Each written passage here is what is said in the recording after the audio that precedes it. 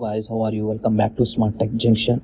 Are you swiping on your iPhone and seeing a completely blank home screen page right before the app library? Let me show you exactly how to remove it. This is not a bug. An extra home screen page was accidentally created by you. Okay, even if there is no app on it, iOS still keep the page active. That's why it appears when you swipe on your iPhone screen. As you can see guys, same issue I also facing.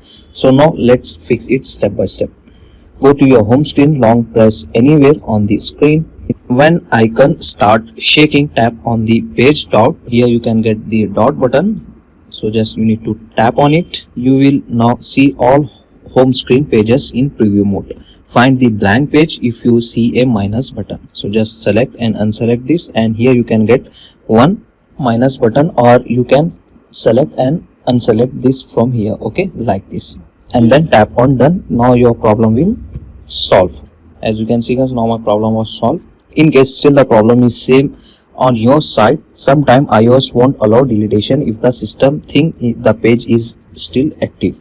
You need to forcefully delete it guys. Okay, open app library once again, drag and drop any app on that particular blank page. Select the app, drop it on that blank page. After doing this guys, same thing, you need to tap on the edit button, and then you need to delete your fresh page with the added app. Okay, now it will remove successfully. You can also try this method. If the blank page still won't go away, now you can try this method. Open your iPhone settings, scroll down, open the journal.